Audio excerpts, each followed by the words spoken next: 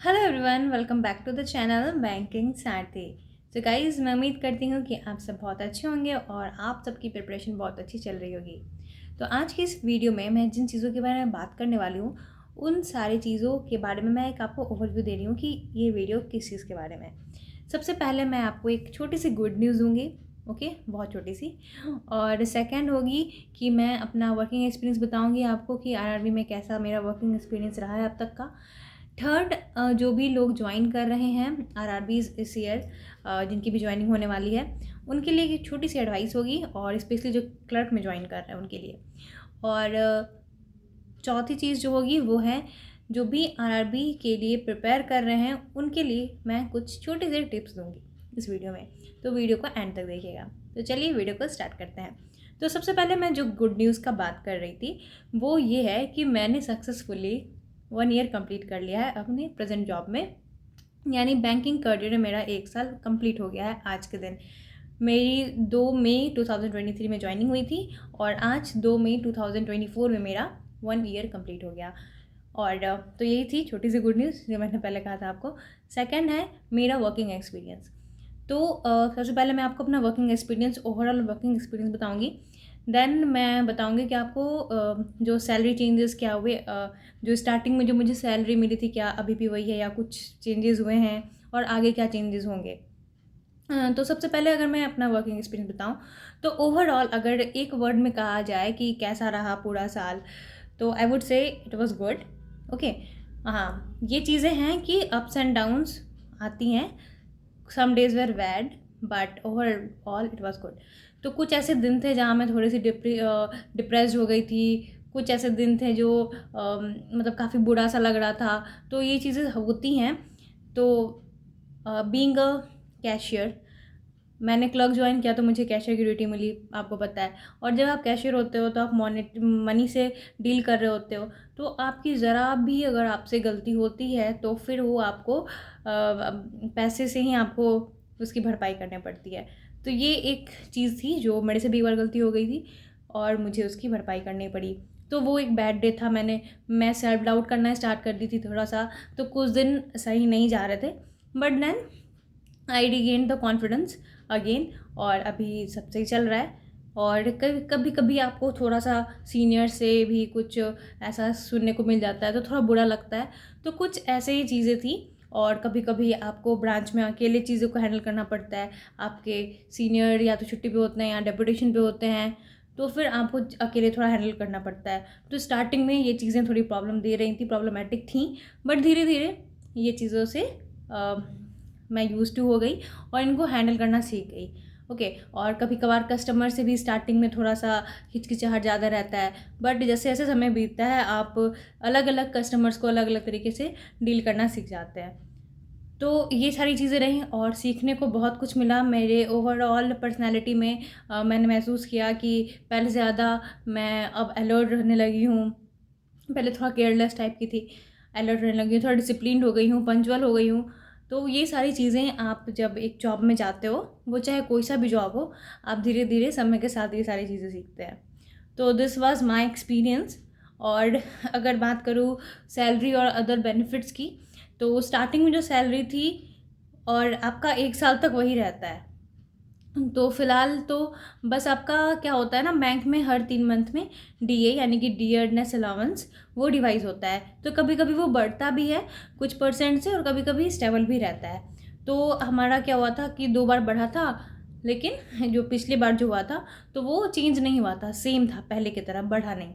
तो ये भी होता है। तो थोड़ा बहुत का डिफरेंस रहा, जैसे स्टार्टिंग जो सैलरी थी उससे अभी 1-1.5 हज़ार का अंतर पड़ा, मतलब इंक्रीज़ हुआ, ज़्यादा नहीं।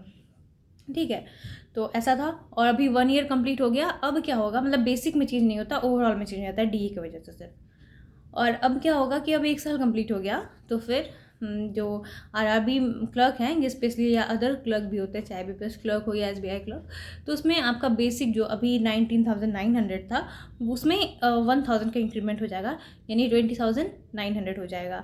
ओके, एक और चीज़ जो मैं बता दूं कि आरआरबी में अभी 12th बाइपर्टाइट का सेटलमेंट इम्प्लीमेंट नहीं हुआ है। इस वजह से हमारा वेजेस रिवाइज नहीं हुआ है उसके अकॉर्डिंग। जो भी नेशनलाइज्ड बैंक में होंगे, आईबीपीएस क्लर्क या SBI क्लर्क में होंगे तो उनका इंक्रीज़ हो गया होगा। अभी RRB में ये नहीं हुआ है, यहाँ पर कुछ मंथ्स के बाद होगा, ठीक है। Maybe it will take 2 to 3 months more. तो ये चीज़ है, इसलिए रिवाइज़ नहीं हुआ। तो ये मत सोचना आप लोग कि मैं पुरानी चीज़ें बता रही हूँ, अपडेटेड चीज़ें नहीं बता रही हूँ, ठीक है। मैं RRB के अकॉर्डिंग स्पेशली बता रही हूँ, ठीक है। तो अभी क्या हो जाएगा, बेसिक इंक्रीज़ हो जाएगा 20,900 हो जाएगा। तो फिर सारी चीज़ें उस पर कैलकुलेट होंगी, तो ओवरऑल सैलरी में कुछ डिफरेंसेस आएंगे, मतलब कुछ इंक्रीज़ होगा 1 से 2 हज़ार आई थिंक, मतलब 1500 अराउंड आई थिंक इंक्रीज़ होगा। तो वो जब न्यू सैलरी स्लिप आएगी तब क्लियर हो जाएगा उसके अकॉर्डिंग, ओके। तो ये रही। और आपको और अदर बेनिफिट्स में अगर मैं कहूँ, स्पेशली RRB क्लर्क की अगर मैं बात करूँ, तो अदर बेनिफिट्स में आपको एनुअली बस एक मेडिकल अलाउंस मिलता है, साल में एक बार आप ले सकते हो, तो वो 2300 अराउंड मिलता है आपको। और अदर पेट्रोल अलाउंस वगैरह नहीं है क्लर्क में, RRB में, ओके। तो ये चीज़ें हो गई। तो अब नेक्स्ट मैं बात कर रही थी कि जो इस साल अभी ज्वाइन करने वाले हैं या ज्वाइन कर चुके हैं, न्यूली ज्वाइन हैं, जो कि ज्वाइन किए हैं, तो मैं आपको इतना सा एडवाइस देना चाहूँगी कि अगर आप, स्पेशली मैं क्लर्क के बारे में बात करी क्योंकि मेरे पास क्लर्क का वर्किंग एक्सपीरियंस है, तो आपको अगर आप क्लर्क हो तो ज़्यादातर चांसेस है कि आपको कैशियर का जॉब मिलेगा। तो आपको अपने काम में बहुत ज़्यादा अलर्ट रहना है, कस्टमर से बहुत अच्छे से बात करना है। आप अगर अच्छे से कम्युनिकेट कर रहे हो लोगों से, पोलाइटली बिहेव कर रहे हो, तो बहुत सारी चीज़ें ऐसे सॉल्व हो जाती हैं। अगर आप एग्रेसिव हो रहे हो, गुस्सा कर रहे हो, तो फिर चीज़ें ख़राब हो सकती हैं। तो आप अपने साथ जो आपके कलीग्स हैं, जो भी सीनियर्स हैं, सबके साथ एक अच्छा बिहेवियर मेंटेन कीजिए। कस्टमर्स के साथ अच्छे से पोलाइट रहिए, उनकी क्वेरीज़ को सॉल्व करने की कोशिश कीजिए। जहाँ तक आपसे हो सके आप उनकी हेल्प करने की कोशिश करें। बस चीज़ों को ऐसे टाल नहीं दे कि ये मेरे काम का नहीं है या ये मेरे परफ्यू से बाहर का चीज़ है, ठीक है। तो आप अपनी बेस्ट कोशिश करें कि चीज़ों को सॉर्ट आउट कर सके। अगर आपसे नहीं होता है तो आपने उस प्रॉब्लम को सीनियर तक पहुंचाएं। तो ये सारी चीज़ें आप कर सकते हैं, जिससे आप जहाँ भी हो आपको वहाँ पर अपना बेस्ट देने का कोशिश करना चाहिए।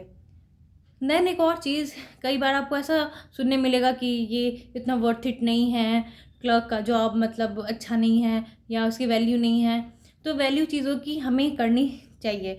आप जो भी प्रेजेंट में हो, आपको उसकी चीज़ की वैल्यू करनी चाहिए। आपको हमेशा उसके अकॉर्डिंग खुश रहने की कोशिश करना चाहिए।